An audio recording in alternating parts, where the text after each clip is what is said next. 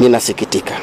Mtoto wangu ni mtoto mmoja, hakuna msichana, hakuna mvulana hata nyuma yake.